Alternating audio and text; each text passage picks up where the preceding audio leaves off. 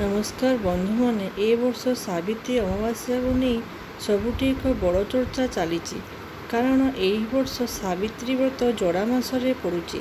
तेणु अनेक नूतन व्रती मन में प्रश्न आसूचे जे आमे यही वर्ष प्रथम थर पर सावित्री व्रत करूँ कि नहीं।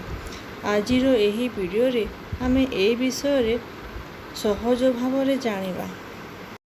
बंधु माने हिंदू धर्म में जड़ा मास को बहुत पवित्र मना जाए। यह अधिक मास बोली कहुए। यही समय भगवान विष्णु को पूजा जप तप और दानर विशेष महत्व रही था। किंतु धार्मिक नियम अनुसार केतेक नूतन शुभ कार्य यथा विवाह गृह प्रवेश किंबा नूतन व्रत आरंभ करने को कहीं एड़ाई थांते। अनेक लोक कहते जे नूतन व्रती मैंने यही वर्ष सावित्री व्रत आरंभ न करले भल। किंतु आउ केतेक पंडितों मत हेउची जदि भक्ति और श्रद्धा सहित व्रत कराए तेबे माँ सावित्री कृपा सबुबेले मिली थाए। बंधु माने सावित्री व्रत केवल गोटे परंपरा नुहे, यह स्वामी दीर्घ सुख और परिवार मंगल पे करा जाउतिबा एक पवित्र व्रत।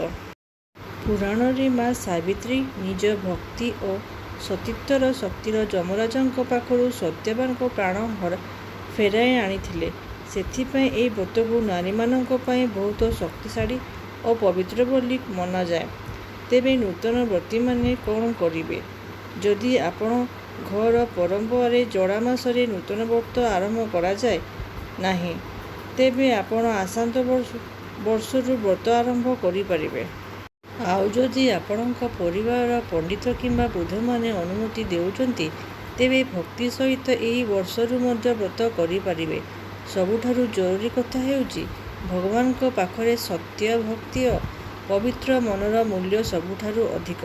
वीडियोटी को भल लागुथिले लाइक करंतु, शेयर करंतु और एमिति धार्मिक वीडियो पई चैनल को सब्सक्राइब करि दियंतु। जय मां सावित्री।